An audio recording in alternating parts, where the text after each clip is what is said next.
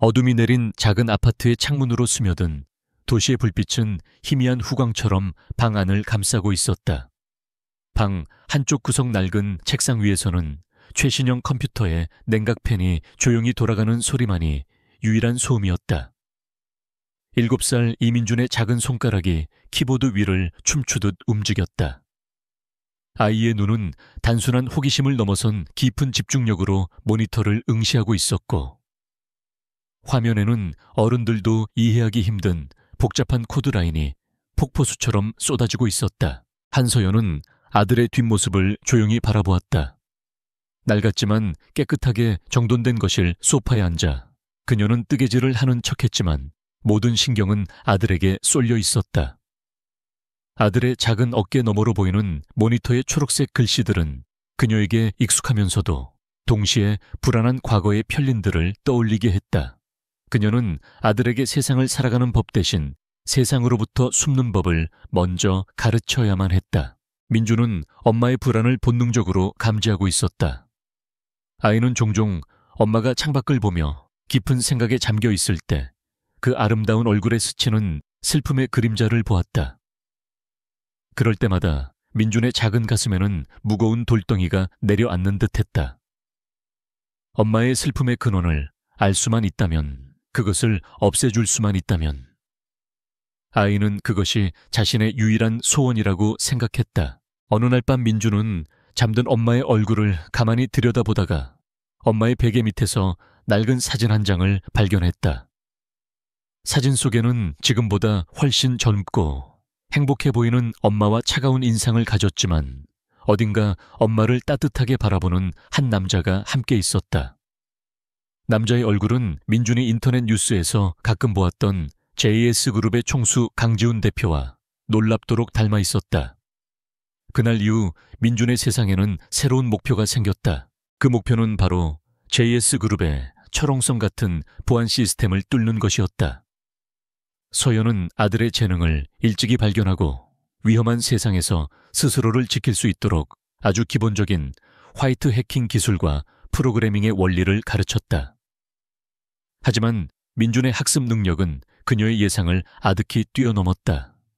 아이는 스펀지처럼 지식을 빨아들였고 곧 엄마가 가르쳐준 범위를 넘어 스스로 새로운 길을 개척하기 시작했다. 지난 몇 달 동안 민준은 밤마다 엄마가 잠든 틈을 타 거대한 성벽에 작은 균열을 내려는 개미처럼 JS그룹의 네트워크에 접근했다. 거대 기업의 보안 시스템은 여러 겹의 방화벽과 침입 탐지 시스템으로 무장하고 있었다. 첫 몇 주 동안은 문 앞에서 번번이 쫓겨나는 것과 같았다. 하지만 아이는 포기하지 않았다. 오히려 막강한 방어 시스템을 마주할수록 그것을 공략하는 과정 자체를 즐기는 듯했다. 서연은 아들이 단순한 게임을 만들거나 코딩 연습을 하는 줄로만 알고 있었다. 그녀는 민준이 사용하는 언어의 복잡성과 알고리즘의 깊이를 눈치채지 못했다. 그녀는 자신의 과거가 아들의 호기심을 자극하여 스스로를 위험한 불길 속으로 뛰어들게 만들고 있다는 사실을 상상조차 하지 못했다. 그녀는 그저 아들이 평범한 아이들처럼 밝게 자라주기만을 바랄 뿐이었다. 마침내 운명의 날이 밝았다. 그날은 JS그룹의 연례 주주총회가 열리는 날이었다. 서울의 심장부 강남 테헤란로에 우뚝 솟은 JS그룹 본사 빌딩은 크리스탈 타워라는 별명처럼 눈부신 유리 외벽으로 빛나고 있었다. 최상층에 위치한 회의실은 긴장감으로 가득 차 있었다. 수십 명의 이사진과 주요 주주들이 자리를 채우고 있었고 그 정점에는 얼음 조각처럼 차가운 표정의 강지훈 대표가 앉아 있었다. 그는 29이라는 젊은 나이에 대한민국 재계서열 5위의 거대 그룹을 이끌고 있었다. 그의 경영 능력은 의심할 여지가 없었지만 피도 눈물도 없는 냉혹함으로 더 유명했다. 그는 자신의 감정을 드러내는 법이 없었고 오직 결과와 실적으로만 모든 것을 판단했다. 지금도 그는 스크린에 떠있는 분기 실적 보고서를 날카로운 눈으로 훑어보고 있었다. 그의 미간에 잡힌 미세한 주름 하나에 임원들의 운명이 갈렸다. 같은 시각 도시의 반대편 낡은 아파트에서 민주는 마지막 준비를 하고 있었다. 아이는 지난 몇 달간의 노력을 통해 마침내 JS그룹 내부 네트워크에 가장 깊숙한 곳으로 통하는 비밀 통로를 찾아냈다.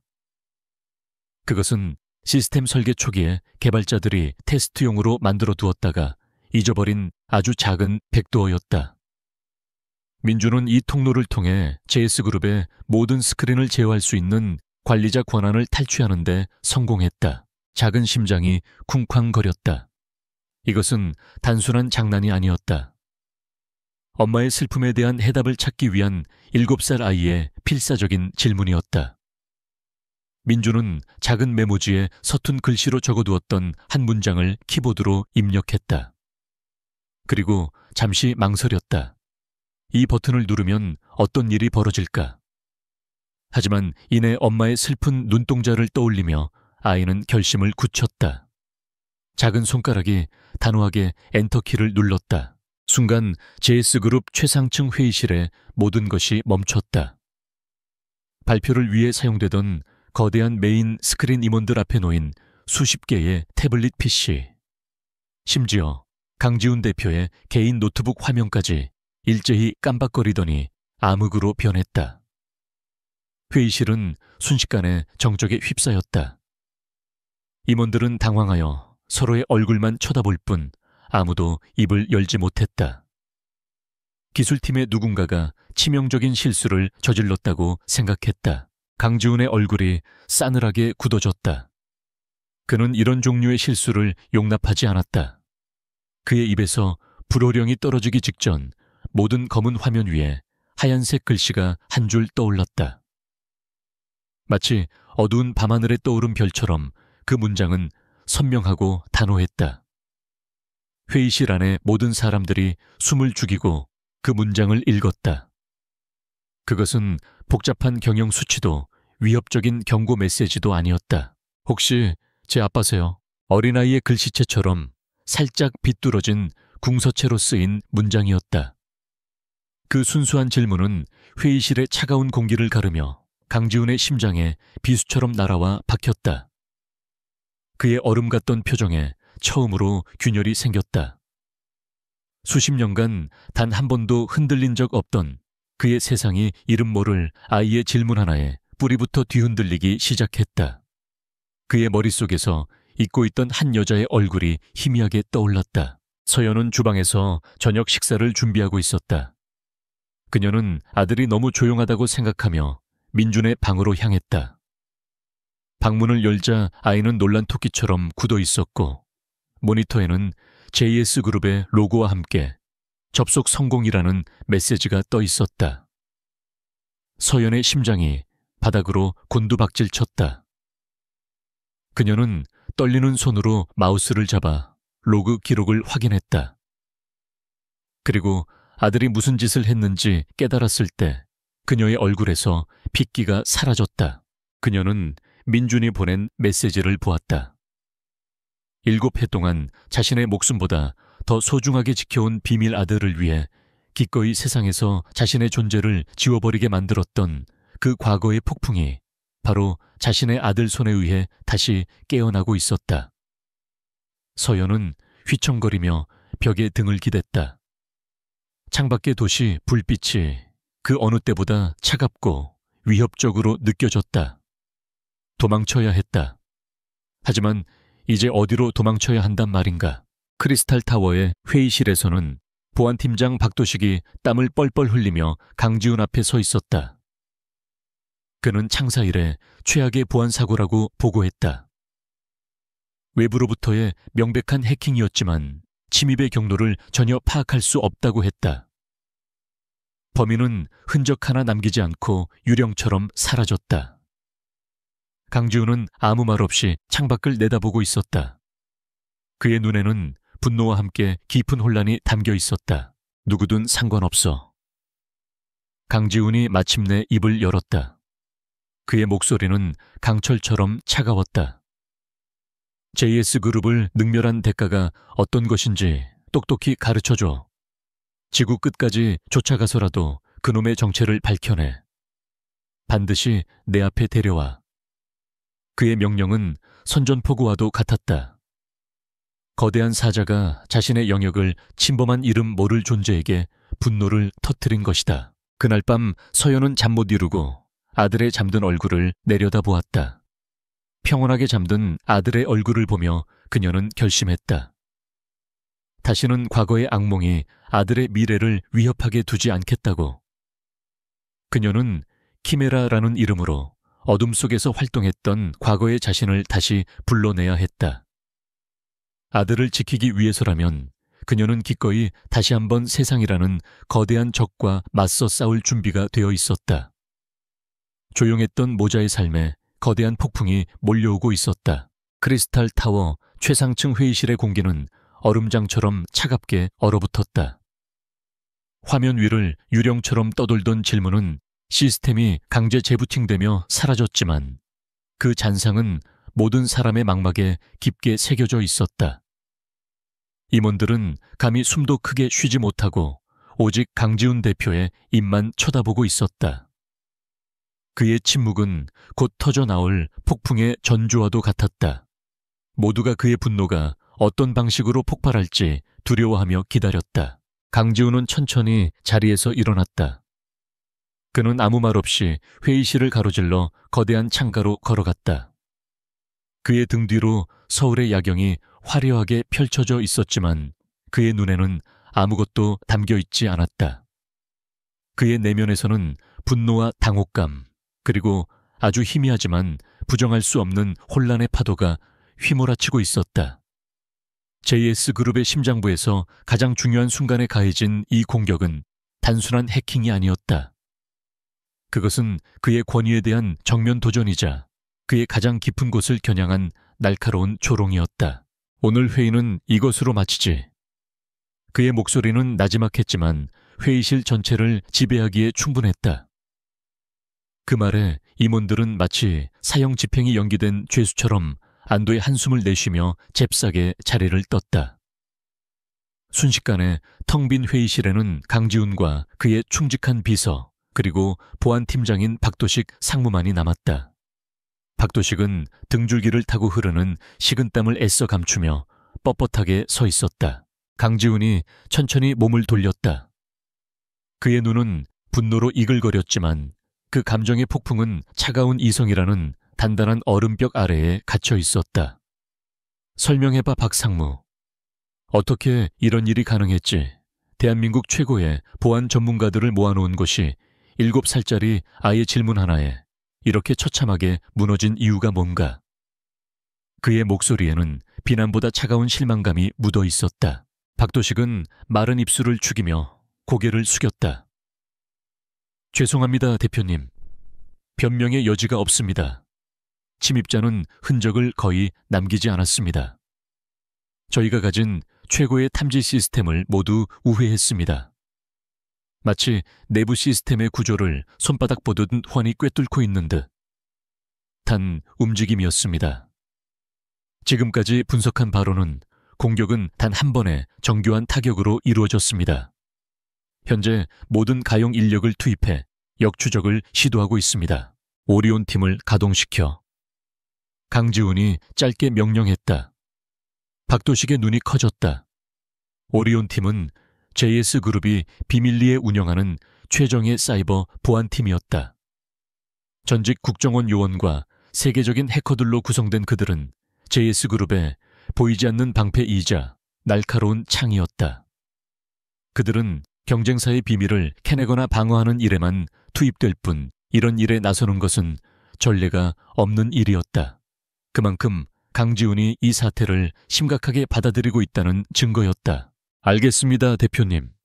즉시 소집하겠습니다. 박도식은 단호한 대답과 함께 회의실을 나섰다. 그의 발걸음은 다급했다.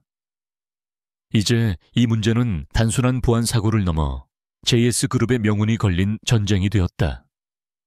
크리스탈 타워라는 거대한 강철의 성이 잠에서 깨어나 자신의 몸에 상처를 낸 작은 존재를 향해 이빨을 드러내기 시작한 것이다. 같은 시각 서연은 아파트 안을 미친 듯이 오가고 있었다. 그녀의 머릿속은 새하얗게 비어버린 듯 했지만 몸은 과거의 경험이 각인된 대로 기계적으로 움직였다. 그녀는 벽장 깊숙한 곳에 숨겨두었던 낡은 배낭을 꺼냈다. 그 안에는 여러 개의 위조 신분증과 대포폰, 그리고 현금 다발이 들어있었다. 7년 전 모든 것을 버리고 도망칠 때 준비했던 생존 키트였다. 이것을 다시 꺼내게 될 날이 오지 않기를 간절히 바랐건만 그녀의 손길은 빠르고 정확했다. 컴퓨터 본체에서 하드디스크를 분리해 작은 파우치에 넣고 집안 곳곳에 숨겨두었던 USB 메모리들을 챙겼다. 그 안에는 그녀가 키메라였던 시절의 모든 것이 담겨 있었다. 그녀를 지켜줄 수도 혹은 그녀를 파멸로 이끌 수도 있는 양날의 검이었다. 그녀의 심장은 공포로 미친 듯이 뛰었지만 손은 한치의 떨림도 없었다. 엄마라는 이름은 약한 여자를 강하게 만들었다. 모든 준비를 마친 서연은 거실 한가운데 서서 숨을 골랐다. 그리고 조용히 아들의 방으로 들어갔다. 민주는 자신의 행동이 어떤 결과를 불러왔는지 어렴풋이 짐작하고 겁에 질린 채 침대에 앉아 있었다. 아이의 눈에는 눈물이 그렁그렁했다. 엄마, 미안해요. 나는 그냥... 엄마가 슬퍼 보여서. 아이의 목소리가 떨렸다. 서연은 아들 앞에 무릎을 꿇고 앉아 아이의 작은 두 손을 잡았다. 그녀는 아들을 혼내고 싶지 않았다. 이 모든 것은 결국 자신의 과거에서 비롯된 일이었다. 괜찮아, 민준아. 엄마는 괜찮아. 하지만 우리 이제 여길 떠나야 해. 아주 오랫동안. 다시는 돌아오지 못할지도 몰라. 그녀의 목소리는 애써 침착했지만 미세한 떨림까지는 감추지 못했다. 그녀는 아들을 품에 꼭 안았다. 아이의 작은 몸이 가늘게 떨리고 있었다. JS그룹 지하 벙커에 위치한 오리온 팀의 상황실은 수십 개의 모니터 불빛으로 대낮처럼 밝았다. 팀장인 코드네임 헤르메스가 거대한 스크린에 떠있는 데이터를 날카롭게 응시하고 있었다. 침입 경로를 찾았다. 극도로 교묘하게 위장되어 있지만 신호는 서울 서대문구의 한 통신 기지국에서 증폭된 후 최종적으로 주택가의 가정용 IP로 연결된다. 그의 말에 팀원들의 손가락이 바쁘게 움직이기 시작했다. 그들은 해커가 남긴 미세한 먼지 같은 데이터 조각들을 모아 퍼즐을 맞추고 있었다. 범인은 수십 개의 해외 프록시 서버를 거쳐 자신의 위치를 숨겼지만 마지막 단계에서 아주 사소한 실수를 저질렀다. 너무 완벽하게 흔적을 지우려 한 나머지 오히려 인위적인 패턴이 남은 것이다. 오리온 팀은 바로 그 미세한 불협 화음을 놓치지 않았다. 그들이 가진 슈퍼컴퓨터는 수백만 개의 가능성을 분석하여 가장 유력한 용해 지역을 압축해 나가고 있었다. 강지훈은 자신의 펜트하우스에서 홀로 어둠 속에 서 있었다. 그의 앞에는 도시의 야경이 그림처럼 펼쳐져 있었지만 그의 시선은 허공을 향해 있었다. 아이의 질문이 그의 뇌리에서 떠나지 않았다. 처음에는 경쟁사가 고용한 해커의 소행이라고 생각했다. 자신을 사회적으로 매장시키기 위한 비열한 수법이라고. 하지만 그 질문은 너무나도 개인적이고 순수했다. 마치 누군가의 영혼이 담긴 외침처럼 느껴졌다. 그는 비서에게 7년 전 자신의 모든 기록, 특히 개인적인 일정과 만났던 사람들에 대한 자료를 다시 검토하라고 지시했다. 그리고 자신은 잠긴 서랍에서 낡은 태블릿 PC 하나를 꺼냈다. 전원을 켜자 배경화면에는 환하게 웃고 있는 한 여자의 사진이 나타났다. 한서연. 그의 인생에서 유일하게 사랑했던 그리고 자신의 손으로 내쳐야만 했던 여자. 그녀는 7년 전 회사의 기밀을 유출한 혐의를 받고 홀연히 사라졌다. 당시에는 아버지의 말을 믿었지만 지금 그의 마음속에서는 의심의 씨앗이 싹트고 있었다. 서연은 마지막으로 집안을 둘러보았다.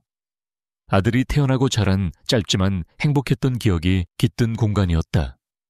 벽에는 민준이 서툰 솜씨로 그린 가족 그림이 붙어 있었다. 그림 속에는 엄마와 아들, 그리고 얼굴이 그려지지 않은 아빠가 손을 잡고 있었다.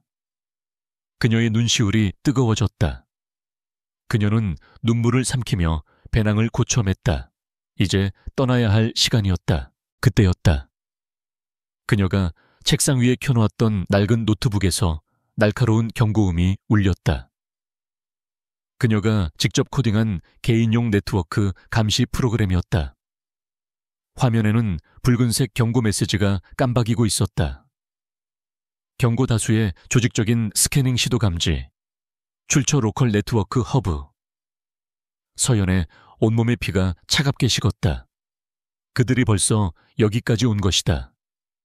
그녀가 예상했던 것보다 훨씬 더 빠르고 훨씬 더 치밀했다. 그들은 단순한 IP 추적을 넘어 지역의 네트워크 전체를 샅샅이 훑고 있었다. 이것은 일반적인 경찰이나 기업의 보안팀이 사용하는 방식이 아니었다. 국가기관 수준의 자원과 기술력이 동원되었다는 의미였다. 강지훈이 가진 힘이 그녀의 상상을 초월한다는 것을, 그리고 그가 이번 일을 결코 가볍게 여기지 않는다는 것을 깨달았다. 엄마 무슨 일이야? 민준이 불안한 목소리로 물었다. 서연은 아들을 돌아보며 최대한 부드럽게 미소 지으려 애썼다. 민준아, 지금부터 엄마랑 게임을 하나 할 거야. 아주 재밌는 숨바꼭질 게임이야.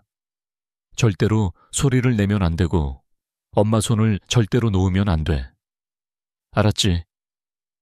그녀의 목소리는 침착했지만 그녀의 눈빛은 비상한 결의로 불타고 있었다. 서연은 민준의 손을 꽉 잡고 현관문으로 향했다.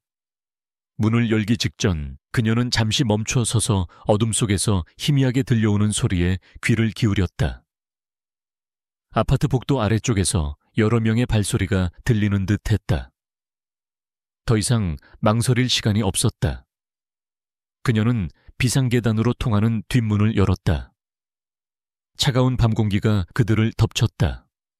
거대한 도시의 불빛 아래 엄마와 아들의 길고 외로운 도주가 시작되고 있었다. 차가운 철제 비상계단은 어둠 속으로 끝없이 이어지는 미로 같았다. 한서연은 이민준의 작은 손을 꽉 잡고 소리를 죽여 한 계단 한 계단 내디뎠다. 뒤에서는 아파트 복도를 울리는 육중한 발소리와 무정이 소리가 희미하게 들려왔다. 추격자들은 이미 건물 안에 진입한 것이 분명했다. 매 순간 심장이 철렁 내려앉았지만 그녀의 얼굴에는 두려움 대신 냉철한 결의가 서려 있었다. 그녀는 더 이상 평범한 엄마가 아니었다. 아들을 지켜야 하는 한 마리의 어미 늑대였다. 건물 밖으로 빠져나오자 차가운 밤 공기가 폐부 깊숙이 스며들었다. 서연은 한순간도 망설이지 않고 아들을 이끌고 골목의 어둠 속으로 몸을 숨겼다. 화려한 넌 쌓인 불빛이 닿지 않는 도시의 뒷골목은 그녀에게 익숙한 그림자였다. 그녀는 추격자들의 시선을 피하기 위해 일부러 CCTV가 없는 좁은 길만을 골라 움직였다. 마치 오랫동안 도망쳐온 사람처럼 그녀의 움직임에는 군더더기가 없었다. 그들은 곧 사람들로 붐비는 지하철역에 도착했다. 퇴근 시간의 인파는 그들의 모습을 감춰줄 최고의 은신처였다. 서연은 재빨리 가방에서 모자와 안경을 꺼내 민준에게 씌우고 자신도 변장했다. 그리고는 미리 준비해둔 현금으로 무인 발권기에서 2장의 표를 샀다.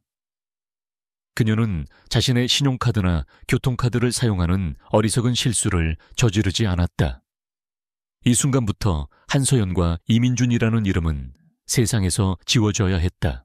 플랫폼으로 내려가는 에스컬레이터 위에서 서연은 주머니 속에 대포폰을 꺼내 빠르게 조작했다.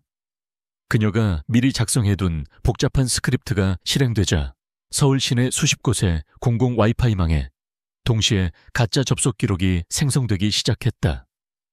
그것은 오리온 팀을 교란시키기 위한 디지털 연막이었다. 그녀의 전설적인 해커 시절의 이름, 키메라의 방식이었다. 키메라는 결코 정면으로 싸우지 않았다. 상대가 자신의 그림자조차 잡을 수 없게 만들 뿐이었다. JS그룹 지하 벙커의 상황실은 혼란에 휩싸였다. 목표의 IP가 동시다발적으로 나타나고 있습니다. 강남 종로 홍대. 이건 불가능합니다. 한 요원이 소리쳤다. 박도식은 거대한 스크린에 전멸하는 수십 개의 붉은 점들을 보며 쓴웃음을 지었다.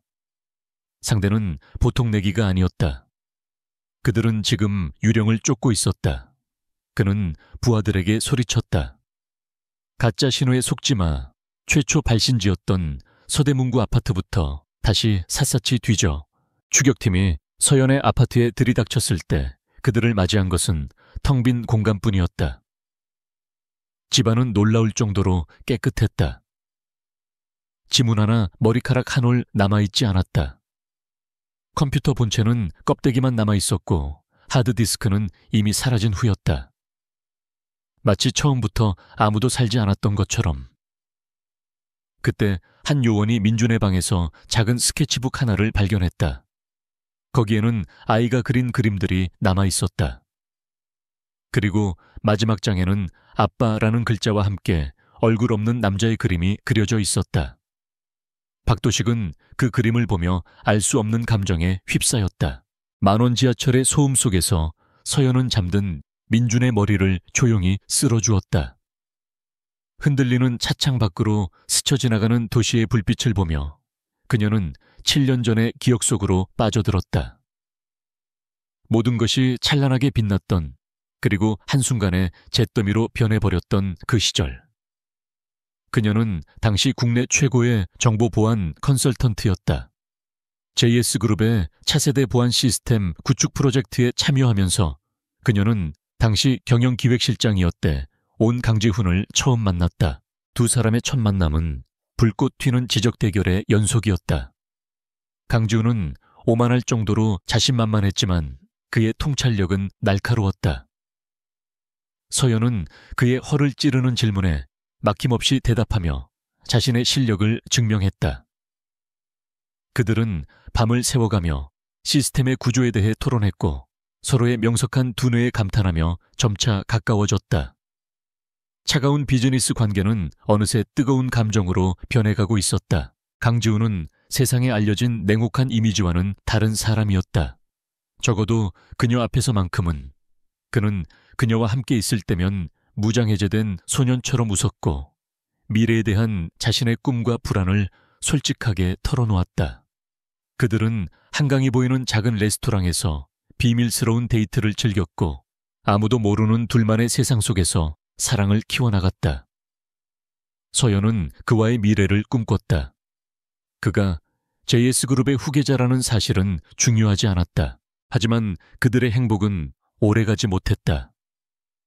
그림자는 예상치 못한 곳에서 다가왔다. 바로 강지훈의 아버지 강태환 회장이었다. 그는 아들의 연애 사실을 알게 되자 서연을 자신의 집무실로 불렀다.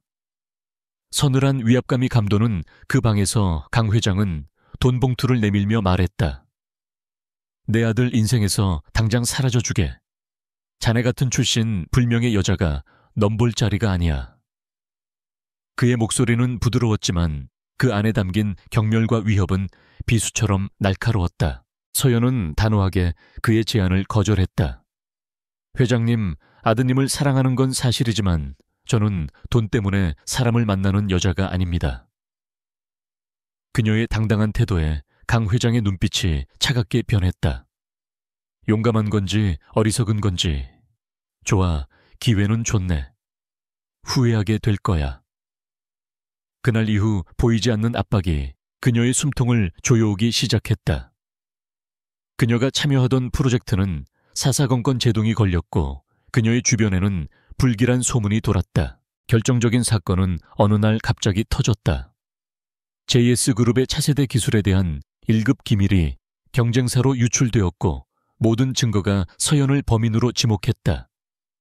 그녀의 개인 컴퓨터에서 전송된 이메일 기록, 그녀의 계좌로 입금된 거액의 돈.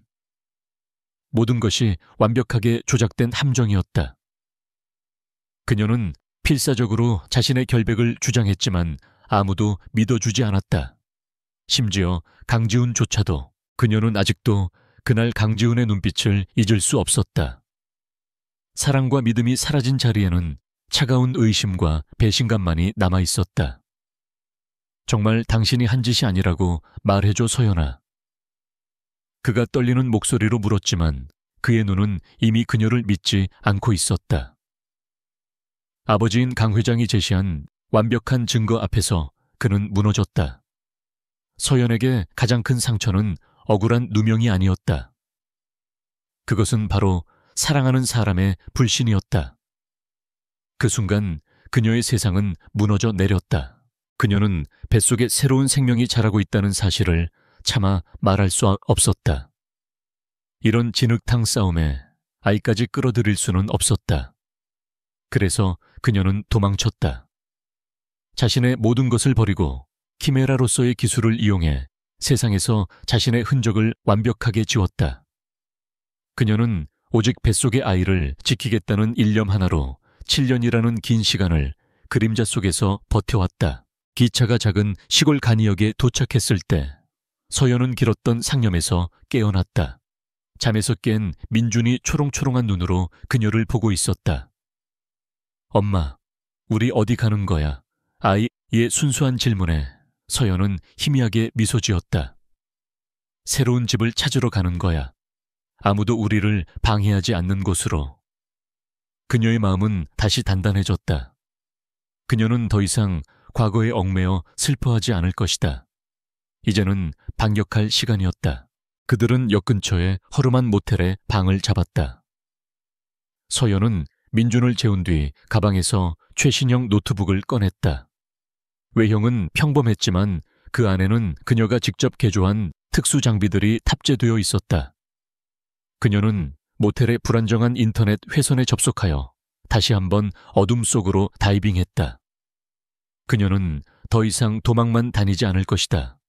자신과 아들의 인생을 망가뜨린 강태환 회장, 그리고 제이스그룹의 어두운 비밀을 세상에 드러낼 것이다. 한편 박도식은 팀원들이 수집한 데이터를 분석하다가 경악을 금치 못했다. 범인이 연막 작전에 사용한 암호화 알고리즘에서 아주 미세하지만 독특한 패턴을 발견한 것이다. 그것은 마치 화가가 자신의 그림에 남기는 서명과도 같았다. 그는 자신의 데이터베이스에서 이 서명과 일치하는 기록을 찾아냈다. 그것은 7년 전 국가정보원까지 동원되었지만 끝내 잡지 못했던 전설적인 화이트햇 해커 키메라에 대한 보고서였다. 보고서는 키메라가 홀연히 사라졌다고 기록하고 있었다. 박도식의 등줄기에 소름이 돋았다. 설마 키메라가 돌아왔다고? 그는 믿을 수 없다는 듯 중얼거렸다. 그들은 지금 한 아이의 엄마를 쫓고 있는 것이 아니었다. 그들은 전설 그 자체를 상대하고 있었다. 강지훈은 자신의 집무실에서 박도식이 내민 보고서를 응시했다. 키메라, 낯설지 않은 이름이었다. 7년 전 한서연의 동료들이 그녀의 경이로운 문제 해결 능력을 칭송하며 붙여준 별명이었다.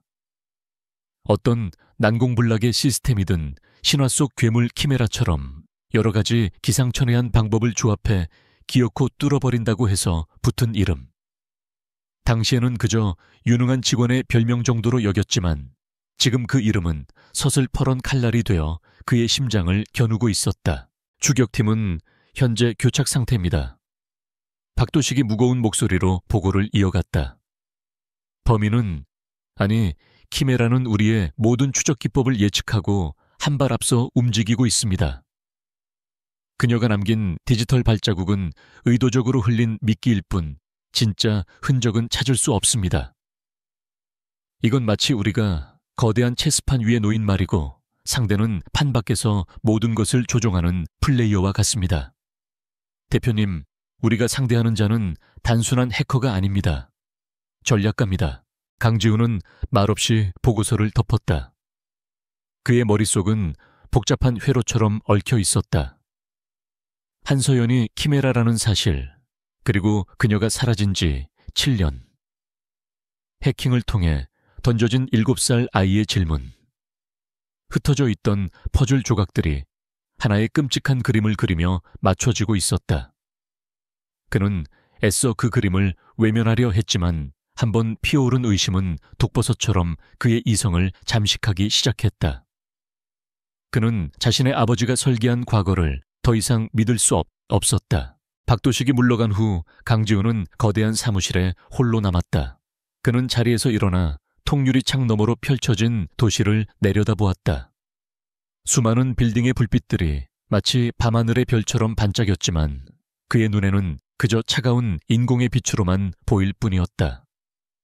그는 지금껏 단 한 번도 자신의 결정을 의심해 본 적이 없었다. 하지만 지금 그의 인생 전체가 거대한 거짓 위에 세워진 탑일지도 모른다는 공포가 엄습했다. 그는 결심했다. 누구도 믿지 않고 오직 자신의 눈으로 진실을 확인하겠다고. 그는 자신의 책상으로 돌아와 최고 경영자에게만 부여된 특수보안 키를 이용해 JS그룹의 가장 깊숙한 곳에 잠들어 있는 서버에 접속했다. 케르베로스, 그리스 신화 속 지옥의 문을 지키는 머리새 딸린 개의 이름을 딴 이 서버는 그룹의 모든 원본 데이터와 감춰진 비밀들을 보관하는 디지털 판도라의 상자였다. 아버지인 강태환 회장조차 아들이 이곳에 접근할 권한을 가졌다는 사실을 모르고 있었다. 그는 떨리는 손으로 7년 전 한서연의 정보 유출 사건과 관련된 모든 기록을 검색했다. 화면에는 2개의 파일이 나타났다. 하나는 공식적으로 이사회에 보고된 편집된 버전의 보고서였고, 다른 하나는 접근 금지 표식이 붙은 원본 데이터 로그 파일이었다. 그는 2개의 파일을 나란히 띄워놓고 비교하기 시작했다. 그의 날카로운 눈은 조작된 타임스탬프와 의도적으로 삭제된 접속 기록들을 놓치지 않았다. 진실의 차가운 벽에 금이 가기 시작했다. 같은 시각 이름 모를 시골의 낡은 모텔방에서 서연 역시 잠 못 이루고 있었다. 그녀는 노트북 화면에 떠있는 수많은 데이터들을 분석하며 오리온 팀의 움직임을 역추적하고 있었다. 그녀의 교란 작전은 성공적이었지만 그것이 영원할 수는 없다는 것을 잘 알고 있었다. 그들은 끈질겼고 시스템의 힘을 빌려 그녀의 숨통을 서서히 조여오고 있었다. 이대로 도망만 다니다가는 언젠가 막다른 골목에 몰리게 될 것이다. 그녀의 시선이 방 한쪽 구석에서 조용히 그림을 그리고 있는 민준에게 향했다. 아이는 무서운 상황 속에서도 엄마를 위해 억지로 씩씩한 척하고 있었다. 그 작은 어깨에 너무나 큰 짐을 지운 것 같아 서연의 가슴이 미어졌다. 그녀는 아들에게 그림자 속의 삶을 물려줄 수 없었다. 아들이 햇빛 아래에서 당당하게 웃으며 살게 하기 위해서라도 그녀는 싸워야만 했다. 도망자가 아닌 사냥꾼이 되어야 했다. 그녀는 결심을 굳히고 가방 깊숙한 곳에 보관해 두었던 외장 하드를 노트북에 연결했다. 그 안에는 7년 전 JS그룹을 떠나기 직전 만약을 위해 백업해 두었던 자료들이 잠들어 있었다. 당시에는 그저 이상한 낌새를 느꼈던 단편적인 정보들이었지만 지금 와서 보니 그것들은 강태환 회장의 부패와 비리를 증명할 수 있는 거대한 퍼즐의 조각들이었다. 그녀는 그 조각들을 다시 맞추기 시작했다. 강지훈은 케르베로스 서버의 깊은 곳에서 결정적인 증거를 찾아냈다. 그것은 강태환 회장의 비자금 계좌에서 서연을 범인으로 지목했던 당시 보안팀장에게 거액의 돈이 흘러들어간 거래 내역이었다. 돈이 오간 시점은 사건이 종결된 직후였다. 모든 것이 명백해졌다. 아버지가 자신의 사랑을 떼어놓기 위해 그리고 자신의 권력을 공고히 하기 위해 거대한 연극을 꾸몄던 것이다. 그는 그 연극의 주연 배우였고 서연은 희생양이었다. 진실은 물리적인 충격처럼 그의 온몸을 강타했다. 그는 의자에 주저앉아 거친 숨을 몰아쉬었다. 사랑했던 여자를 자신의 손으로 지옥으로 밀어넣었다는 죄책감이 그의 영혼을 갉아먹었다. 그의 가슴 속에서 아버지에 대한 존경심이 있던 자리에 차가운 분노와 걷잡을 수 없는 증오가 들끓기 시작했다. 그는 평생을 아버지의 그림자 아래서 아버지가 만들어준 길을 따라 살아왔다. 하지만 이제 그는 자신의 길을 찾아야만 했다. 이제야 그는 해커의 메시지를 이해할 아예 할 수 있었다. 그것은 JS그룹에 대한 공격이 아니었다. 7년의 세월을 뛰어넘어 배신당한 한 여인이 그에게 보내는 절박한 신호였다. 혹시 제 아빠세요? 라는 질문은 더 이상 조롱이나 협박이 아니었다. 그것은 진실을 향한 아버지를 향한 하나의 순수한 외침이었다. 강지훈은 자리에서 일어나 창밖을 바라보았다. 그의 눈빛은 이전의 냉혹한 CEO가 아닌 깊은 고뇌에 빠진 한 남자의 것이었다.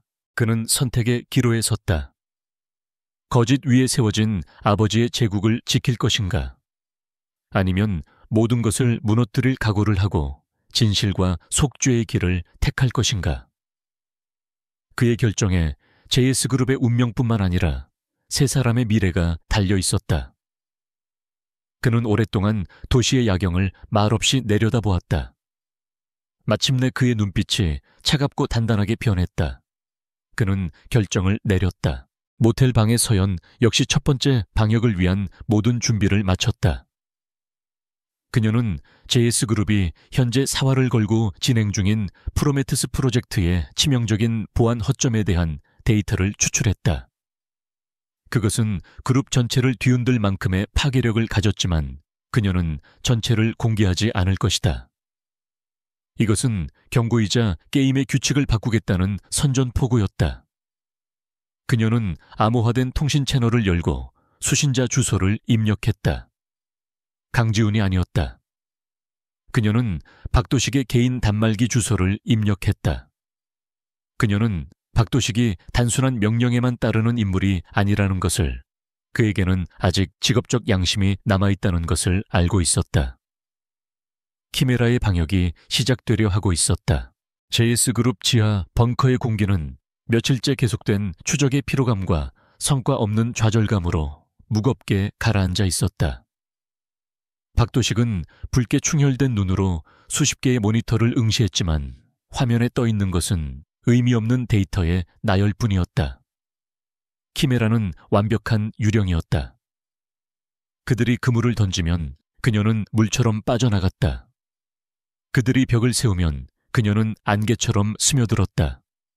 오리온 팀의 최정예 요원들은 생전 처음으로 무력감을 느끼고 있었다. 바로 그때 박도식의 개인 단말기에서 조용한 알림음이 울렸다. 외부와의 접촉이 완벽하게 차단된 그의 직통 라인이었다. 화면에는 발신자 정보가 없는 메시지 하나가 도착해 있었다. 읽지 않은 메시지 1. 그의 모든 감각이 경고 신호를 보냈다. 이것은 명백한 보안 규정 위반이자 시스템이 뚫렸다는 증거였다. 하지만 그의 마음 한편에서는 이것이 덫이 아니라 키메라가 보내는 초대장일지도 모른다는 직감이 꿈틀거렸다. 그는 부하들의 눈을 피해 격리된 분석실로 향했다. 그곳은 외부 네트워크와 물리적으로 분리된 가장 안전한 공간이었다. 그는 심호흡을 한 번 하고 메시지를 열었다.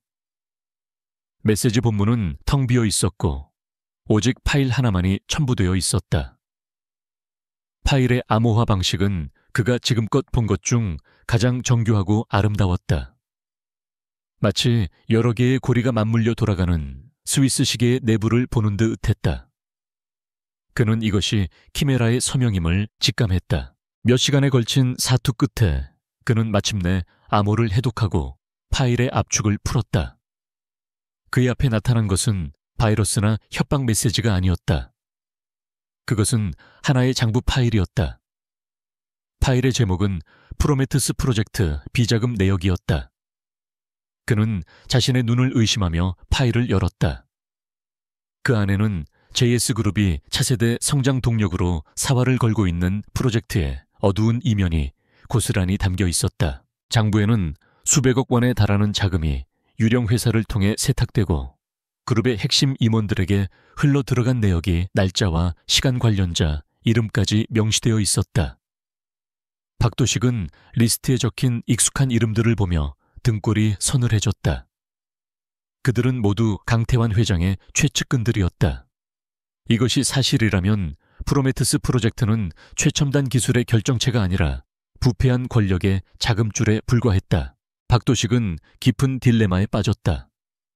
그는 JS그룹에 평생을 바친 충성스러운 직원이었다. 하지만 그의 충성심은 회사에 대한 것이었지 부패한 개인에 대한 것이 아니었다. 키메라는 왜 이 정보를 그에게 보냈을까? 그녀는 그를 시험하고 있었다. 그가 이 거대한 진실 앞에서 어떤 선택을 할 것인지 지켜보고 있었다. 그는 오랫동안 고민했다. 그리고 마침내 그는 자신의 직업적 양심을 따르기로 결심했다. 그는 이 파일을 들고 강지훈 대표에게 가기로 마음먹었다. 강지훈은 박도식이 내민 태블릿 PC의 화면을 말없이 내려다보았다. 그가 케르베로스 서버에서 발견했던 아버지의 비리들은 과거의 일이었다. 하지만 이것은 현재 진행형인 그룹의 심장부에서 썩어가고 있는 거대한 종양이었다. 그는 놀라지 않았다. 오히려 마지막 퍼즐 조각이 맞춰진 듯한 기분이었다. 이제 그는 한서연의 전략을 완벽하게 이해했다. 그녀는 무차별적인 파괴를 원하는 것이 아니었다. 그녀는 썩은 부위만을 정확하게 도려낼 메스를 찾고 있었다. 그리고 그녀는 그 메스를 자신에게 쥐어준 것이다. 이것은 그녀의 시험이었다. 그가 과연 7년 전처럼 아버지의 거짓말에 속아 넘어가는 어리석은 아들로 남을 것인지, 아니면 진실을 위해 자신의 모든 것을 걸 수 있는 리더가 될 것인지를 묻고 있었다. 그의 가슴 속에서 뜨거운 무언가가 치밀어 올랐다. 그것은 서연에 대한 미안함이자 아버지에 대한 분노, 그리고 스스로에 대한 회한이 뒤섞인 감정이었다. 그는 더 이상 망설이지 않을 것이다. 소문은 빠르게 퍼져나갔다. 비록 극소수의 임원들만 아는 사실이었지만 그룹 내부에 심각한 정보 유출이 있었다는 흉흉한 이야기가 물밑에서 번져나갔다. 강태환 회장의 귀에도 당연히 그 소식이 들어갔다. 그는 즉시 강지훈을 자신의 집무실로 호출했다. 크리스탈 타워의 가장 높은 곳에 위치한 그의 사무실은 마치 제왕의 알현실처럼 위압적인 분위기를 풍겼다. 고작 해커 하나 처리하지 못해서 이 소란을 피우는 거냐? 강태환 회장이 책상 너머에서 차갑게 물었다. 그의 목소리는 나지막했지만 그 안에는 강철 같은 의지가 담겨 있었다. 그는 이미 정보 유출의 배후가 키메라, 즉 한서연이라는 사실을 짐작하고 있었다. 7년 전 자신의 손으로 직접 내쳤던 여자가 유령이 되어 돌아온 것이다. 그의 눈빛에 처음으로 희미한 불안감이 스쳤다. 단순한 해커가 아닙니다. 그리고 이건 단순한 소란이 아닐 수도 있습니다. 강지훈은 아버지의 눈을 똑바로 마주하며 대답했다. 그의 목소리는 이전과 달리 단호했다. 필요하다면 합법적인 방법이 아니더라도 상관없다. 어떤 수단을 동원해서라도 그 쥐새끼의 숨통을 끊어버려. 이건 비즈니스가 아니야, 전쟁이다. 네가 못하겠다면 내가 직접 나서겠다. 강 회장은 노골적으로 자신의 아들을 압박했다. 그는 아들의 눈에서 이전에는 볼 수 없었던 반항의 빛을 읽고 있었다.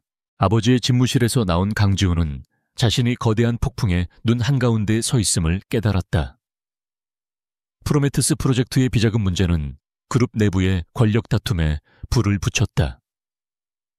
강 회장에게 충성하는 세력은 어떻게든 이 문제를 덮으려 필사적으로 움직이기 시작했고, 그동안 강 회장의 독주에 불만을 품고 있던 반대파들은 이번 기회에 세력 균형을 뒤집으려 암암리에 연대하기 시작했다.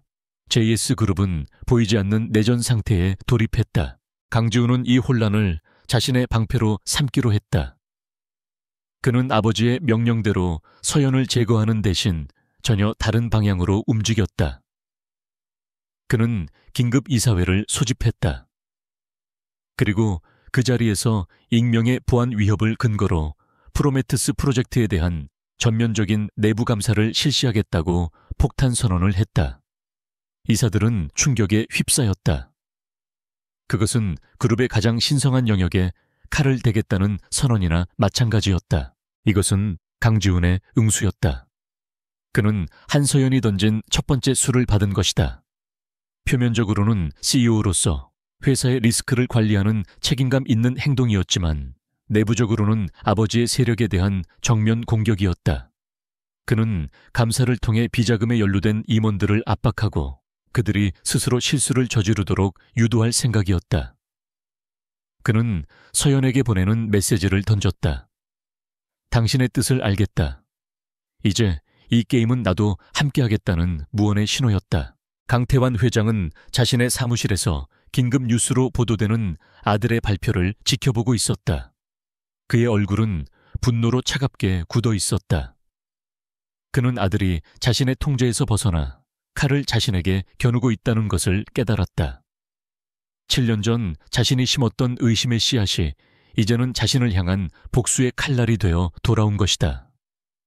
그는 조용히 수화기를 들었다. 플랜 B를 가동하게. 더 이상 기다릴 수 없어. 그의 목소리는 뱀처럼 차가웠다. 한서연과 강지훈 두 사람의 협공이 시작되자 늙은 사자는 마침내 자신의 진짜 발톱을 드러내기 시작했다. 게임의 판이 바뀌고 있었다. 강지훈이 선포한 프로메테우스 프로젝트에 대한 전면 감사는 JS그룹이라는 거대한 제국에 강력한 지진을 일으켰다. 이사들은 경악했고 프로젝트에 연루된 임원들은 공황 상태에 빠졌다. 그들은 서로를 의심하며 책임을 떠넘기기 시작했고 증거를 인멸하기 위해 필사적으로 움직였다. 수십 년간 강태환 회장의 철권 통치 아래 겉으로는 평온해 보였던 제국의 내부는 골마 터지기 직전의 종기처럼 부풀어 올랐다. 강지훈은 이번에는 아버지의 부름을 기다리지 않았다. 그는 직접 크리스탈 타워의 최상층 아버지의 집무실로 향했다. 비서의 만류에도 아랑곳하지 않고 그는 굳게 닫힌 문을 열었다. 거대한 마호가니 책상 뒤에 앉아있던 강태환 회장은 예고 없이 나타난 아들을 보며 미간을 찌푸렸지만 놀라는 기색은 없었다. 그는 아들이 올 것이라는 것을 이미 알고 있었다. 부자 사이에는 얼음처럼 차가운 정적이 흘렀다. 감사를 철회해라. 강 회장이 먼저 침묵을 깼다. 그의 목소리는 명령에 익숙한 지배자의 것이었다. 네가 지금 무슨 짓을 하고 있는지 알고 있느냐? 제국의 기둥을 스스로 무너뜨리려는 어리석은 짓이다. 그깟 해커 하나 때문에 이성을 잃은 거냐? 그는 아들의 행동을 치기 어린 반항으로 치부하려 했다. 하지만 아들의 눈빛은 그가 알던 과거의 유순한 모습이 아니었다. 제가 이성을 잃은 게 아니라 이제야 제정신을 차린 겁니다. 강지훈은 아버지의 책상 앞으로 다가가 섰다. 감사는 예정대로 진행될 겁니다. JS그룹에 썩은 부위가 있다면 대표인 제가 직접 도려내는 것이 마땅한 일입니다. 그의 목소리는 낮았지만 흔들림이 없었다. 그는 더 이상 아버지의 그림자가 아니었다. 그는 JS그룹의 현재 주인이었다. 강 회장의 눈빛이 차갑게 빛났다. 고작 여자 하나 때문에 아직도 그 계집을 잊지 못한 개로구나. 키메라, 그 이름이 다시 들려올 때부터 알아봤어야 했는데. 그는 혀를 차며 경멸을 숨기지 않았다. 그 순간 강지훈은 더 이상 참지 않았다. 그는 책상을 손으로 내리치며 소리쳤다. 아버지 7년 전에 한서연 씨에게 도대체 무슨 짓을 하신 겁니까?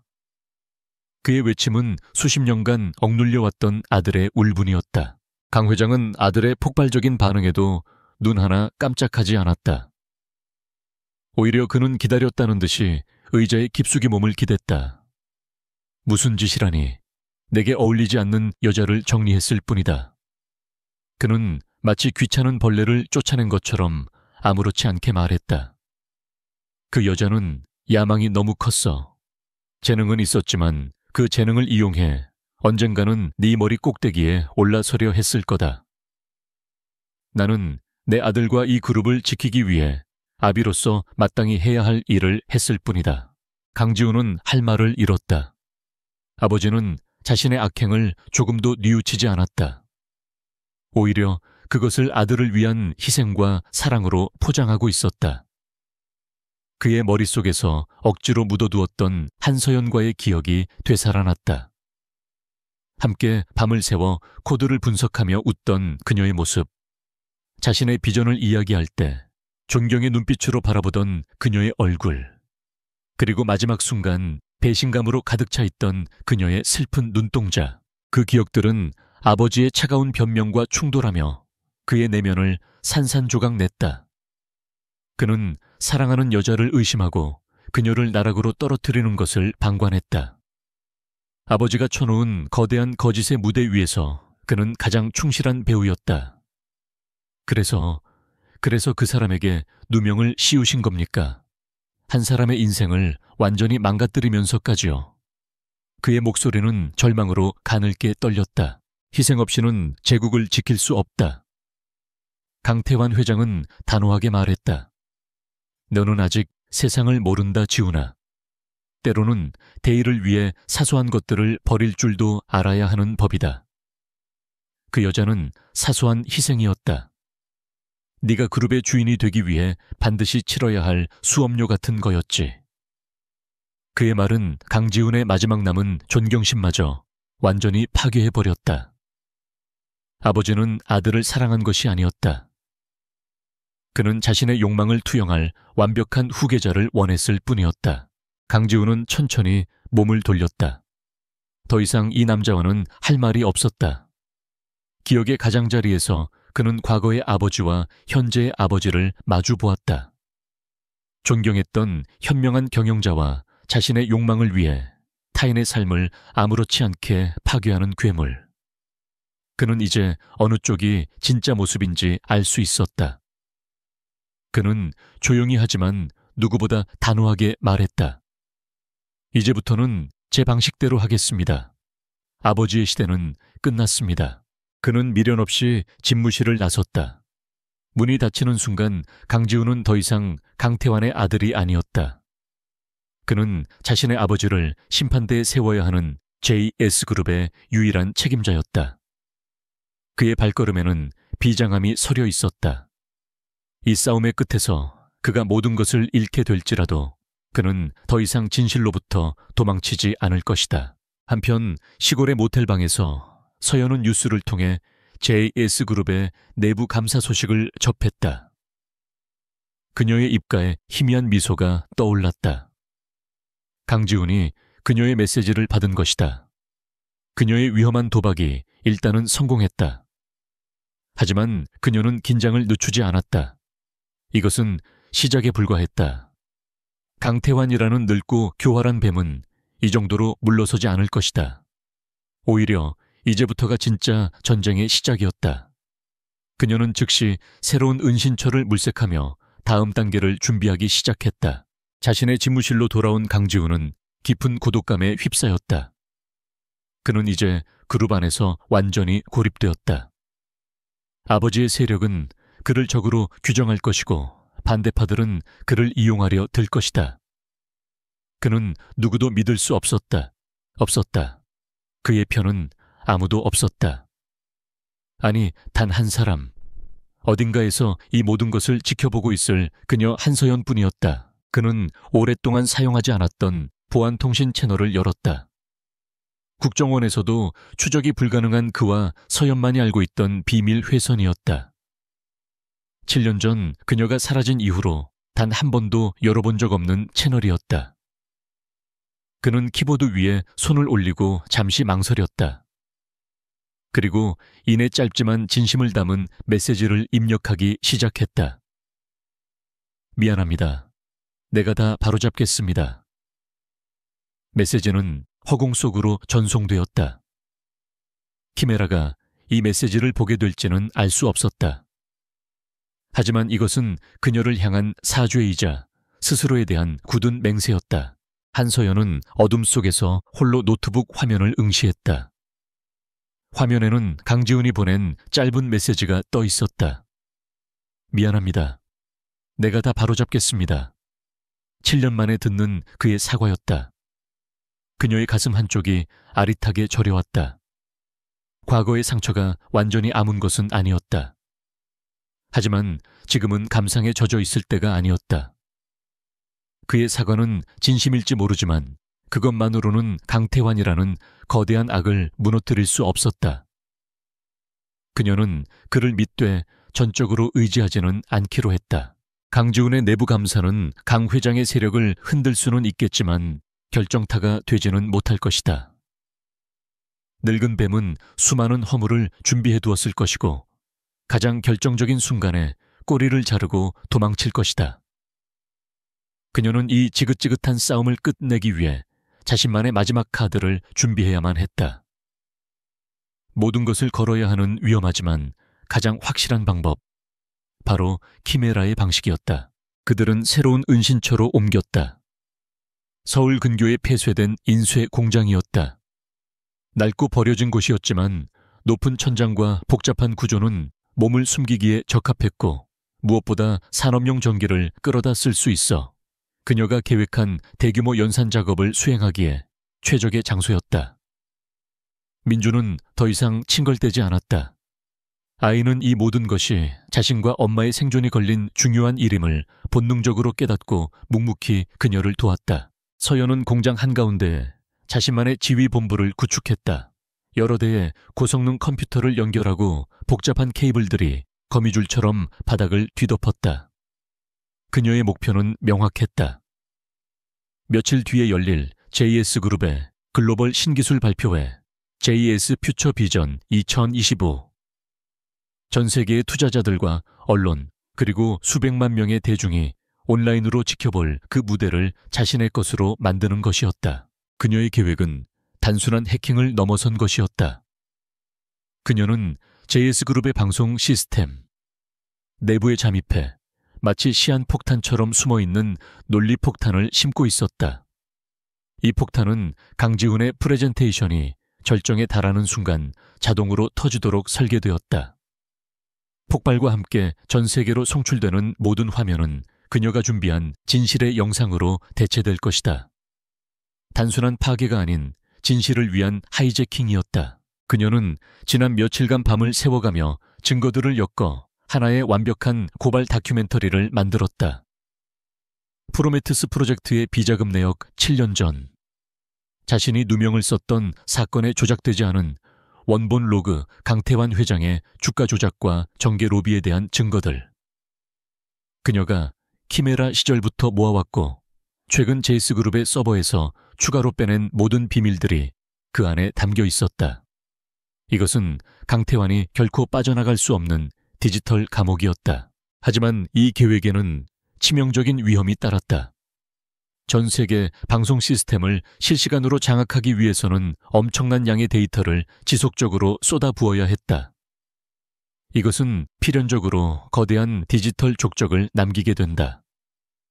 공격이 시작된 후 단 몇 분 안에 오리온 팀과 강 회장의 사설 용병들은 그녀의 위치를 삼각 측량으로 정확하게 파악해낼 것이다. 그녀는 스스로를 미끼로 던져 적들을 함정으로 유인해야만 했다. 어느 날 밤 서연은 잠시 일을 멈추고 컵라면으로 저녁을 때우고 있는 민준의 곁에 앉았다. 민준아 엄마가 며칠 뒤에 아주 잠깐 세상에서 가장 밝은 불꽃놀이를 할 거야. 그녀는 아들의 눈을 보며 차분하게 말했다. 그 불꽃이 너무 밝아서 나쁜 아저씨들이 우리가 어디 있는지 금방 알게 될 거야. 하지만 괜찮아. 그 불꽃 덕분에 우리를 가장 괴롭혔던 할아버지가 경찰 아저씨들한테 잡혀가게 될 거거든. 무섭지 않지? 할 수 있지. 민주는 조용히 고개를 끄덕였다. 아이는 엄마의 눈에서 결연한 의지를 읽었다. 응, 엄마. 내가 엄마 지켜줄게. 아이의 서툰 대답에 서연의 눈시울이 뜨거워졌다. 그녀는 아들을 꼭 안아주었다. 이것은 아들을 위한 싸움이었고 아들이 있었기에 그녀는 두렵지 않았다. 결전의 날이 밝았다. JS 퓨처 비전 2025가 열리는 컨벤션 센터는 최첨단 기술과 미래에 대한 기대로 가득 차 있었다. 전 세계에서 모인 기자들과 투자자들로 행사장은 발 디딜 틈이 없었다. 무대 뒤에서 대기하고 있던 강지훈은 애써 침착함을 유지했지만 그의 손에는 식은땀이 배어나왔다. 서연에게서 아무런 연락이 없었지만 그는 오늘 무언가 엄청난 일이 벌어질 것을 직감하고 있었다. VIP석에서는 강태환 회장이 만족스러운 미소로 이 모든 광경을 내려다보고 있었다. 같은 시각 폐공장의 지휘본부에서 서연은 마지막 점검을 하고 있었다. 수십 개의 모니터에는 행사장 내부의 CCTV 화면과 방송 시스템의 상태, 네트워크 트래픽 그래프 등이 복잡하게 떠 있었다. 그녀의 손가락은 키보드 위에서 가볍게 움직이며 모든 시스템이 정상적으로 작동하는지 확인했다. 민주는 엄마의 등 뒤에 놓인 작은 의자에 조용히 앉아 엄마의 어깨를 작은 손으로 꼭 잡고 있었다. 마침내 행사장의 모든 조명이 꺼지고 거대한 스크린에 화려한 오프닝 영상이 나타났다. 사회자의 우렁찬 소개와 함께 강지훈이 무대 중앙으로 걸어 나왔다. 그의 프레젠테이션이 시작되었다.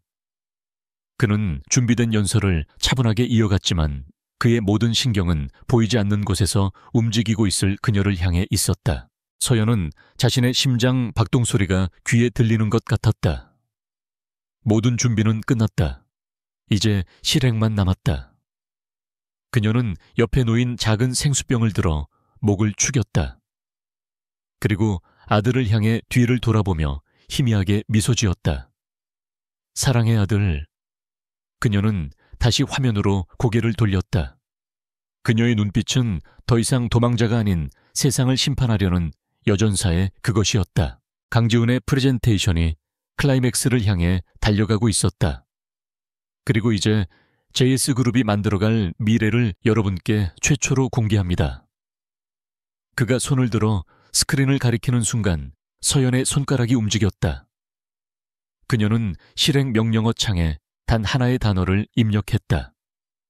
진실. 그리고 망설임 없이 엔터키를 눌렀다. 키메라의 마지막 도박 세상을 바꿀 거대한 불꽃이 점화되었다. 강지훈의 선언과 함께 JS 퓨처 비전 2025로의 거대한 스크린이 미래를 보여주는 대신 끔찍한 과거와 추악한 현재를 비추기 시작했다. 화려한 그래픽은 사라지고 JS그룹에 감춰진 진실이라는 날카로운 고딕체 제목이 화면을 가득 채웠다. 장내는 순간 정적에 휩싸였다. 사람들은 방송사고라고 생각했다. 하지만 이내 디지털로 변조되었지만 단호한 힘이 실린 한 여성의 목소리가 컨벤션 홀 전체에 울려 퍼졌다. 저는 7년 전 JS그룹에서 모든 것을 잃었던 한 엔지니어입니다. 지금부터 여러분이 보게 될 것은 한 거대 기업이 성공이라는 이름 아래 어떤 거짓과 비리를 숨겨왔는지에 대한 기록입니다. 내레이션과 함께 화면에는 강태환 회장의 비자금 장부 조작된 회계자료 정계 로비의 증거들이 쉴 새 없이 쏟아져 나왔다. 마치 둑이 터진 것처럼 JS그룹의 가장 어두운 비밀들이 전 세계를 향해 폭포수처럼 흘러내렸다. 행사장은 순식간에 아수라장으로 변했다. 기자들은 미친 듯이 카메라 플래시를 터뜨렸고 투자자들은 경악하며 자신들의 스마트폰으로 JS그룹의 주가가 수직으로 추락하는 것을 지켜보고 있었다. 생방송을 통해 이 모든 광경은 한치의 편집도 없이 전 세계로 송출되고 있었다. 수십 년간 쌓아올린 JS그룹의 신화가 단 몇 분 만에 무너져 내리는 순간이었다. VIP석에 앉아있던 강태환 회장의 얼굴은 분노로 붉게 달아올랐다. 그는 당장 방송을 중단시키라고 소리쳤지만 이미 시스템의 제어권은 키메라에게 넘어간 후였다. 그는 자신의 휴대폰을 꺼내 단축번호 1번을 눌렀다. 그의 비밀 경호팀이자 해결사 조직의 팀장이었다. 찾았나? 그의 목소리는 분노로 떨렸다. 네 회장님, 신호 발신지는 경기도 외곽의 폐공장입니다. 5분 내로 진입하겠습니다. 살려두지 마라. 강 회장이 뱀처럼 차가운 목소리로 명령했다. 그 계집도 그 애새끼도 증거가 될 만한 것은 모두 없애버려. 이건 명령이다. 그의 눈에는 더 이상 자비가 없었다. 자신의 제국을 위협하는 존재는 그것이 누구든 설령 자신의 핏줄일지도 모르는 어린아이라 할지라도 제거해야 할 장애물일 뿐이었다. 무대 위에 서 있던 강지훈은 이 모든 것을 지켜보고 있었다. 화면에는 7년 전 한서연이 누명을 썼던 사건의 원본 데이터가 떠올랐다. 그녀의 결백을 증명하는 완벽한 증거였다.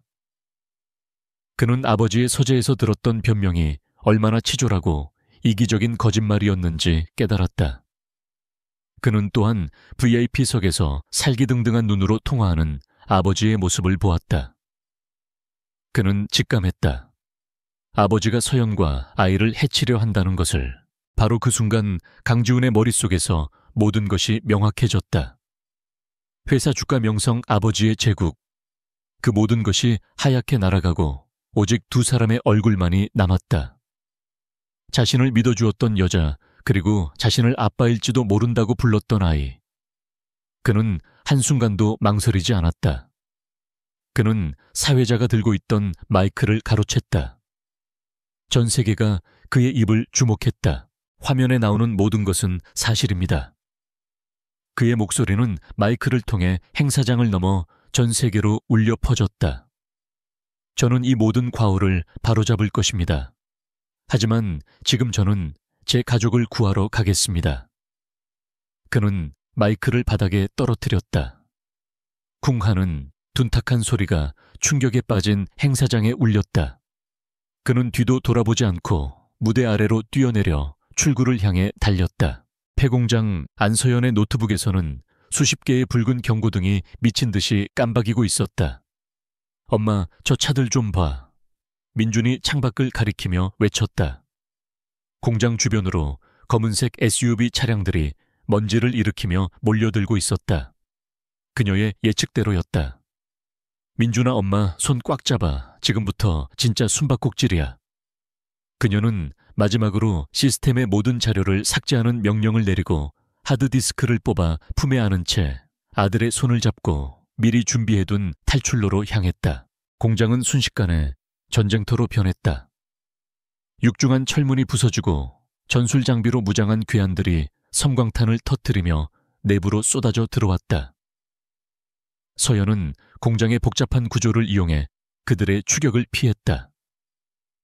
그녀는 어둠 속에서 소리 없이 움직이며 미리 설치해둔 작은 함정들로 시간을 벌었다. 하지만 적들의 수는 너무 많았고 그들은 체계적으로 포위망을 좁혀왔다. 강지훈은 미친 사람처럼 차를 몰았다. 그는 박도식에게 전화를 걸어 다급하게 외쳤다. 박상무 강 회장님의 사설팀이야. 내가 보내는 위치로 자네가 동원할 수 있는 모든 인력과 경찰력을 보내. 이건 명령이야. 그는 이제 공개적으로 아버지와 전쟁을 시작했다. 그의 차는 도시의 밤거리를 질주하며 법규와 신호를 무시한 채 목적지를 향해 달려갔다. 결국 서연과 민주는 공장 2층의 낡은 캐스워크에서 막다른 길에 몰렸다. 앞으로 나아갈 길은 끊겨 있었고 뒤에서는 무장한 남자들이 서서히 다가오고 있었다. 팀의 리더로 보이는 남자가 천천히 총구를 그녀에게 겨눴다. 얌전히 따라오는 게 좋을 거다, 키메라. 회장님께서는 시끄러운 걸 싫어하시거든. 그의 목소리에는 일말의 감정도 실려있지 않았다. 바로 그 순간이었다. 쾅 하는 굉음과 함께 공장의 거대한 정문이 종잇장처럼 찢겨나가며 눈부신 헤드라이트 불빛이 어둠을 갈랐다. 강지훈의 차가 미끄러지듯 공장 안으로 들어와 괴한들과 서연의 사이를 가로막으며 멈춰 섰다. 그는 차에서 뛰어내려 아무런 무기도 없이 두 팔을 벌려 서연과 민준의 앞을 막아섰다. 그만둬. 그의 목소리는 분노와 결의로 가득 차 공장 전체를 울렸다. 당신들이 지금 건드리려는 사람, 내 사람이다. 그는 처음으로 자신의 모든 것을 걸고 그들을 가족이라 칭했다. 괴한들은 당황했다. 그들의 목표는 회장의 아들이 아니었다. 그들이 잠시 망설이는 사이 멀리서 수많은 경찰차의 사이렌 소리가 점점 더 가깝게 들려오기 시작했다. 길고 길었던 밤의 심판이 끝나고 새로운 현실의 서막이 오르고 있었다. 폐공장 안의 대치 상황은 멀리서 들려오던 사이렌 소리가 현실이 되면서 순식간에 끝이 났다. 박도식이 이끄는 JS그룹의 정식 보안팀과 경찰 병력이 쏟아져 들어오자 강태환 회장의 사설 용병들은 저항을 포기하고 무기를 내려놓았다. 그들은 자신들의 고용주가 이미 몰락했다는 사실을 직감했다. 강지훈은 자신을 보호하려는 경호원들을 물리치고 굳어있는 한서영과 아들 이민준에게 천천히 다가갔다. 세 사람 사이에는 7년이라는 길고 무거운 세월이 강처럼 흐르고 있었다. 세상은 격변하고 있었다. 모든 뉴스 채널은 JS그룹의 붕괴를 속보로 타전했다. 키메라가 폭로한 영상은 일파만파로 퍼져나갔고 분노한 여론은 들끓었다. 검찰은 즉시 그룹 본사에 대한 압수수색에 착수했고 강태환 회장은 자신의 집무실에서 비리 혐의로 긴급 체포되었다. 수십 년간 대한민국 경제계의 제왕으로 군림했던 노회한 권력자는 카메라 플래시 세례를 받으며 초라하게 법의 심판대 앞으로 끌려나갔다. 잿더미가 된 제국의 폐허 위로 더디지만 새로운 아침이 밝아오고 있었다. 강지훈은 서연과 민준을 데리고 혼란의 현장을 빠져나왔다. 그는 두 사람을 자신의 화려한 펜트하우스가 아닌 서울 외곽에 위치한 한적한 별장으로 데려갔다. 그곳은 그가 어린 시절 어머니와 함께 잠시 머물렀던 세상에 거의 알려지지 않은 그만의 비밀스러운 안식처였다. 뜨거운 폭풍이 지나간 후 세 사람은 마침내 고요하고 안전한 공간에서 처음으로 마주 앉게 되었다. 어색한 침묵이 그들을 짓눌렀다. 민주는 낯선 환경과 낯선 남자 앞에서 잔뜩 경계하며 엄마의 등 뒤에 숨어 있었다. 아이는 자신 때문에 벌어진 이 거대한 소동의 전말을 다 이해하지는 못했지만 눈앞의 남자가 자신과 엄마의 삶에 엄청난 변화를 가져온 사람이라는 것은 본능적으로 느끼고 있었다. 강지훈은 그런 아이의 시선을 애써 피하며 서연에게 따뜻한 차를 건넸다. 그의 손이 미세하게 떨리고 있었다. 그날 밤 긴장과 피로에 지친 민준이 깊이 잠든 후에야 두 사람의 진짜 대화가 시작되었다. 강지훈은 거실 소파에 앉아있는 서연의 맞은편에 무릎을 꿇었다. 마치 죄인이 용서를 구하듯 미안합니다. 그의 목소리는 갈라져 있었다. 내가 너무 어리석고 나약했소. 당신을 믿어주지 못했던 거 평생을 후회해도 모자랄 잘못이라는 걸 압니다. 변명하지 않겠소. 나를 용서해달라는 말도 하지 않겠소. 다만 정말 미안하다는 말밖에는. 서연은 아무 말 없이 그의 사과를 들었다. 그녀의 눈에서는 눈물이 흐르고 있었지만 표정은 담담했다. 당신이 나약했던 게 아니에요. 그녀가 마침내 입을 열었다. 당신은 그저 아버지의 아들이었을 뿐이죠. 나는 지난 7년 동안 당신을 원망했어요. 나를 믿어주지 않았던 당신의 그 눈빛을 매일 밤 꿈에서 보며 괴로워했죠. 아이를 혼자 키우면서 세상의 모든 위험으로부터 홀로 맞서 싸우면서 당신이 너무나도 그리웠고 또 너무나도 미웠어요. 그녀의 목소리는 고발이 아닌 깊은 슬픔이 담긴 고백이었다. 그녀는 지난 세월의 고통을 쏟아냈다. 도망자로서의 3아들이 아빠에 대해 물을 때마다 가슴이 찢어지는 아픔, 그리고 언제나 그림자처럼 따라다녔던 공포. 그녀의 이야기는 강지훈의 심장에 수천 개의 비수가 되어 박혔다. 그는 자신이 그녀에게 얼마나 끔찍한 상처를 주었는지, 자신이 얼마나 이기적인 세상에 살고 있었는지 뼈저리게 깨달았다. 왜 아이에 대해 말하지 않았어? 강지훈이 떨리는 목소리로 물었다. 그것은 그가 가장 듣고 싶었던, 그리고 가장 두려웠던 질문이었다. 말할 수 없었어요. 서연이 고개를 저었다. 당신이 나를 믿지 못하는 그 순간 나는 깨달았어요.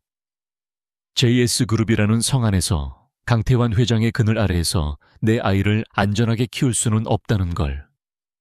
자신의 며느리에게 누명을 씌워 내쫓는 할아버지와 그런 어머니를 믿어주지 못하는 아버지 밑에서 내 아이를 자라게 할 수는 없었어요. 그녀의 말은 너무나도 아프지만 완벽한 진실이었다. 강지훈은 고개를 숙였다. 그는 아들에게 아버지가 되어줄 자격조차 없었다. 그는 자신의 아들이 세상에 태어났다는 사실조차 모른 채 7년이라는 시간을 헛되이 살아왔다. 모든 거짓과 오해가 거치고 상처투성이의 진실만이 남았다. 그는 마침내 가장 중요한 질문을 던졌다. 그의 목소리는 거의 들리지 않을 정도로 작았다. 그 아이, 민준이 내 아들입니까? 서연은 잠시 그를 바라보다가 천천히 고개를 끄덕였다. 네, 당신 아들이에요. 그 짧은 한마디에 강지훈의 세상이 다시 한번 무너져 내렸다. 하지만 이번에는 절망이 아닌 벅찬 감동과 참회의 눈물과 함께였다. 얼음 왕자라 불리던 남자의 얼굴에서 뜨거운 눈물이 쉴 새 없이 흘러내렸다. 그는 잃어버린 7년의 세월에 대한 슬픔과 이제라도 아들을 찾았다는 기쁨, 그리고 이 모든 것을 홀로 감당해온 서연에 대한 미안함에 오열해했다. 한바탕 폭풍 같은 감정이 휩쓸고 지나간 후 별장에는 다시 고요함이 찾아왔다. 7년의 오해는 풀렸지만 그 시간 동안 파인 상처의 골은 하룻밤에 메워질 수 있는 것이 아니었다. 하지만 그것은 분명한 시작이었다. 잿더미 속에서 피어나는 새벽의 여명처럼 희미하지만 분명한 희망의 빛이었다. 강지훈은 조심스럽게 물었다. 아이, 자는 모습이라도 볼 수 있을까? 서연은 말없이 그를 민준이 잠든 방으로 이끌었다. 문틈으로 강지훈은 자신의 아들이 새근새근 잠들어 있는 모습을 처음으로 보았다. 자신과 서연을 반씩 닮은 아이의 얼굴을 보는 순간 그는 세상의 모든 것을 다 가진 것 같은, 그리고 동시에 모든 것을 잃어버렸던 것 같은 복잡한 감정에 휩싸였다. 그는 문께에 서서 자신의 인생에 다시 찾아온 기적을 오랫동안, 아주 오랫동안 바라보았다. 그날의 폭풍이 지나가고 6달의 시간이 흘렀다. 계절이 바뀌고 세상도 변했다. 강태환 회장은 법의 엄중한 심판을 받아 수감되었고 JS그룹은 강지훈의 주도 아래 뼈를 깎는 구조조정과 경영혁신을 겪고 있었다. 크리스탈 타워는 더 이상 탐욕의 상징이 아니었다. 투명하고 윤리적인 경영을 기치로 내건 새로운 리더십 아래 제국은 천천히 하지만 단단하게 재건되고 있었다. 세상은 그렇게 제자리를 찾아가고 있었다. 진짜 변화는 서울 근교의 한적한 주택가 햇살이 잘 드는 하얀 2층 집에서 일어나고 있었다. 넓은 거실의 책상에 강지훈과 이민준이 나란히 앉아 복잡한 로봇 키트를 조립하고 있었다. 7살 아들은 능숙한 손놀림으로 작은 부품들을 다루며 회로를 연결했고 거대 그룹의 총수는 서툰 솜씨로 드라이버를 든 채 아들에게 계속 질문을 던졌다. 민준아, 이선은 어디에 꽂아야 하지? 아빠는 너무 헷갈리는데. 민준은 아빠를 보며 피식 웃었다. 아빠는 이것도 몰라요. 이건 메인보드의 전원 공급 케이블이잖아요. 아이의 목소리에는 이제 경계심 대신 친근한 놀림이 담겨 있었다. 강지훈은 머쓱하게 웃으며 아들이 가르쳐주는 대로 손을 연결했다. 지난 몇 달간 그는 아들에게 아버지가 되는 법을 처음부터 다시 배우고 있었다. 그리고 그 스승은 바로 그의 아들 민준이었다. 한서연은 주방 아일랜드 식탁에 기댄 채 두 남자의 모습을 따뜻한 눈으로 바라보고 있었다. 그녀의 얼굴에서는 7년간 그녀를 짓눌렀던 어두운 그림자를 더 이상 찾아볼 수 없었다. 그녀는 이제 도망자가 아니었다. 그녀는 한 아이의 엄마이자 한 남자의 사랑하는 연인이었으며 상처를 딛고 다시 일어선 강인한 여성이었다. 세 사람은 그렇게 서로의 상처를 보듬으며 조심스럽게 가족이라는 이름의 집을 짓고 있었다. 물론 모든 것이 쉽지는 않았다. 잃어버린 7년의 시간은 깊은 강처럼 그들 사이에 놓여 있었다. 강지훈은 아들에게 다가가는 모든 순간이 조심스러웠다. 그는 아들이 좋아하는 것이 무엇인지, 무엇을 무서워하는지 하나씩 배워나갔다. 그는 잠들기 전 아들에게 책을 읽어주었고 주말이면 함께 공원에 나가 캐치볼을 했다. 처음에는 어색해하던 민준도 자신을 향한 아버지의 진심을 느끼며 서서히 마음의 문을 열기 시작했다. 어느 날 밤 잠자리에 들기 전 민준이 강지훈에게 물었다. 아빠, 왜 이제 오셨어요? 그동안 어디 계셨어요? 아이의 순수한 질문에 강지훈의 가슴이 철렁 내려앉았다. 그는 아들의 눈을 피하지 않고 솔직하게 대답해 주었다. 아빠가 아주 오랫동안 길을 잃었었어. 그래서 집으로 돌아오는 길을 찾지 못했단다. 하지만 똑똑하고 용감한 우리 아들이 아빠에게 지도를 그려줘서 마침내 집을 찾을 수 있었던 거야. 민준이 덕분에 서연과 강지훈의 관계도 천천히 회복되고 있었다. 과거의 뜨거운 사랑은 아니었지만 더 깊고 단단한 신뢰가 그들 사이에 자리 잡았다. 그들은 밤마다 테라스에 앉아 그날 있었던 일들에 대해 이야기했다. 강지훈은 회사를 바로 세우는 과정의 어려움을 토로했고 서연은 단순한 위로가 아닌 날카로운 통찰력으로 그에게 조언을 해주었다. 그녀는 그의 가장 든든한 동반자이자 조언자였다. 당신이 아니었다면 해내지 못했을 거요. 어느 날 강지훈이 그녀의 손을 잡으며 말했다. 회사를 재건하는 것도 아들에게 아빠가 되는 것도 당신은 내 인생의 나침반이야. 서연은 그의 손을 마주 잡으며 부드럽게 미소 지었다. 우리 이제 지난 이야기는 그만해요. 중요한 건 과거가 아니라 우리가 함께 만들어갈 미래니까. 그녀의 말에 두 사람은 오랫동안 서로의 눈을 바라보았다. 더 이상의 말은 필요 없었다. 시간이 흘러 첫눈이 내리던 어느 주말 오후 세 사람은 처음으로 함께 여행을 떠났다. 목적지는 동해의 작은 바닷가였다. 차가운 겨울 바다는 고요했지만 세 사람의 마음은 그 어느 때보다 따뜻했다. 강지훈과 민준은 함께 만든 드론을 하늘 높이 날렸다. 드론은 거침없이 하늘을 향해 솟아올랐고 아이의 웃음소리가 텅 빈 해변에 울려 퍼졌다. 서여연은 모래사장에 서서 멀리서 두 사람의 모습을 바라보았다. 아빠의 목마를 타고 웃는 아들의 모습, 그리고 그런 아들을 사랑스럽게 바라보는 남자의 모습. 그녀가 7년 동안 꿈속에서만 그려왔던 풍경이었다. 그녀의 눈가에 뜨거운 눈물이 고였다. 하지만 그것은 더 이상 슬픔의 눈물이 아니었다. 감사와 행복의 눈물이었다. 강지훈은 아들을 내려놓고 그녀의 곁으로 다가와 조용히 그녀의 어깨를 감쌌다. 무슨 생각해? 그가 나지막이 물었다. 서연은 그에게 기댄 채 수평선 너머를 바라보며 대답했다. 그냥 모든 게 꿈만 같아서요.